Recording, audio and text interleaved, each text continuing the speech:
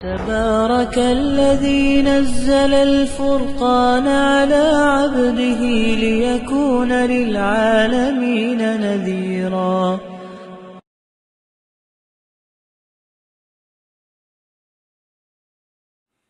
بسم اللہ الرحمن الرحیم.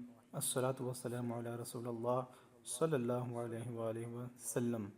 ان 70,000 مردوں کا قصہ جو زندہ ہو گئے لیکن موت کے اثرات اب بھی ان کی نسل میں باقی ہیں. اللہ تعالیٰ نے بنی اسرائیل کی اصلاح کے لیے بہت سارے انبیاء کرام علیہم السلام کو بھیجا.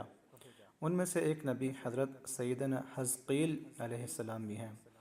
بنی اسرائیل کا ایک گروہ حضرت حزقیل علیہ السلام کے ساتھ ایک شہر میں رہتا تھا.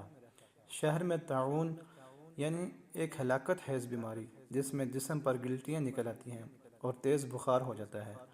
اس وبا کی وجہ سے اور اس کے پھیلنے کی وجہ سے ان لوگوں پر موت کا خوف سوار ہو گیا اور یہ لوگ موت کے ڈر سے سب کے سب شہر چھوڑ کر ایک جنگل میں بھاگ گئے اور وہیں رہنے لگے.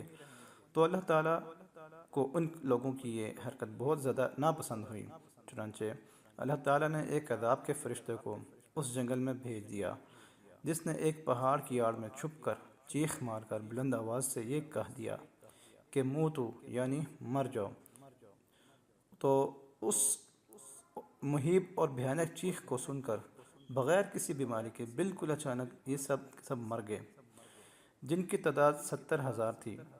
ان مردوں کی تعداد اس قدر زیادہ تھی کہ لوگ ان کے کفن و دفن کا کوئی انتظام بھی نہ کر سکے اور ان مردوں کی لاشیں کھلے میدان میں بے گور و کفن 8 دن تک پڑی رہیں اور گلنے سڑنے لگیں اور بے انتہا تعفن اور بدبو سے پورے جنگل بلکہ اس کے اطراف میں بدبو پیدا ہو گئی.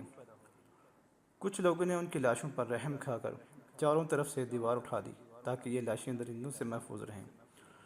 کچھ دنوں کے بعد حضرت حزقیل علیہ السلام کا اس جنگل میں ان لاشوں کے پاس سے گزر ہوا تو اپنی قوم کے 70,000 انسانوں کی اس اچانک موت اور بے گور و کفن لاشوں کی کثیر تعداد دیکھ کر رنج و غم سے ان کا دل بھر گیا.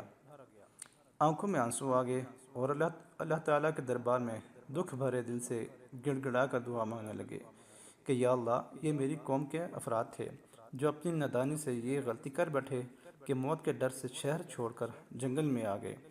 یہ سب میرے شہر کے باشندے ہیں. ان لوگوں سے مجھے پیار تھا اور یہ لوگ میرے دکھ سکھ کے ساتھی تھے. افسوس کہ میری قوم ہلاک ہو گئی.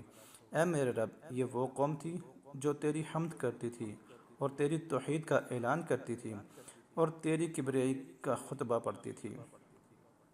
آپ بڑے سوز دل کے ساتھ دعا میں مشغول تھے کہ اچانک آپ پر یہ وحی نازل ہوئی کہ اے حزقیل علیہ السلام آپ ان بکھری ہوئی ہڈیوں سے فرما دیجئے کہ اے ہڈیوں بے شک اللہ تعالیٰ تم کو حکم فرماتا ہے کہ تم اکٹھا ہو جاؤ.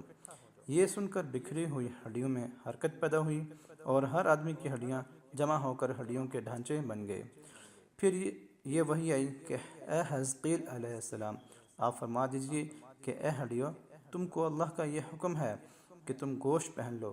یہ کلام سنتے ہی فوراً ہڈیوں کے ڈھانچوں پر گوشت پوست چڑھ گئے. پھر تیسری بار یہ وحی نازل ہوئی اے حزقیل اب یہ کہہ دو کہ اے مردو خدا کے حکم سے تم سب اٹھ کر کھڑے ہو جاؤ. چنانچہ آپ نے یہ فرما دیا تو آپ کی زبان سے یہ جملہ نکلتے ہی 70,000 لاشیں دم زدن میں ناگہاں یہ پڑھتے ہوئے کھڑی ہو گئیں کہ سبحانک اللہم و بحمدک لا الہ الا انت. پھر یہ سب لوگ جنگل سے روانہ ہو کر اپنے شہر میں آ کر دوبارہ آباد ہو گئے اور اپنی عمروں کی مدت بھر زندہ رہے. لیکن ان لوگوں پر اس موت کا اتنا نشان باقی رہ گیا کہ ان کی اولاد کے جسموں سے سڑی ہوئی لاش کی بدبو برابر آتی رہی اور یہ لوگ جو کپڑا بھی پہنتے تھے وہ کفن کی صورت میں ہو جاتا اور قبر میں جس طرح کفن میلا ہو جاتا تھا ایسا ہی میلا پن ان کے کپڑوں پر نمودار ہو جاتا. چنانچہ یہ اثرات آج تک ان یہودیوں میں پائے جاتے ہیں جو ان لوگوں کی نسل سے باقی رہ گئے. یہ واقعہ تفسیر روح البیان اس میں سے لیا گیا ہے اور یہ سورہ بقرہ میں بھی اس کا واقعہ موجود ہے. یہ عجیب و غریب واقعہ قرآن مجید کی سورہ بقرہ میں خداوند قدوس نے اس طرح بیان فرمایا کہ آیت نمبر 243 جس کا ترجمہ یوں ہے اے محبوب کیا تم نے نہ دیکھا انہیں جو اپنے گھروں سے نکلے اور وہ ہزاروں تھے موت کے ڈر سے، تو اللہ نے ان سے فرمایا مر جاؤ، پھر انہیں زندہ فرما دیا۔ بے شک اللہ لوگوں پر فضل کرنے والا ہے، مگر اکثر لوگ ناشکرے ہیں۔ تو اس سے ہمیں یہ درس ملتا ہے کہ آدمی موت کے ڈر سے بھاگ کر اپنی جان نہیں بچا سکتا، لہذا موت سے بھاگنا بالکل ہی بیکار ہے اور بہت بڑی بیوقوفی ہے۔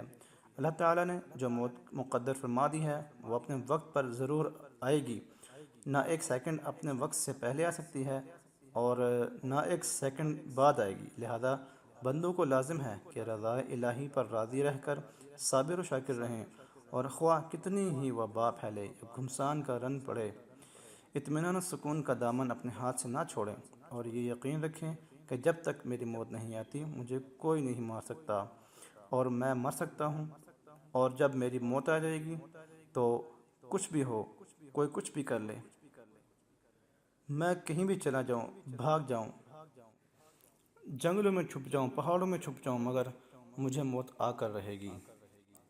اس لیے اے مسلمانوں موت کی تیاری کر لو کہ اس موت کے آنے سے پہلے توبہ کا دروازہ کھلا ہوا ہے، اس لیے گناہوں سے بھی توبہ کر لو اور اپنی موت کی تیاری کر لو۔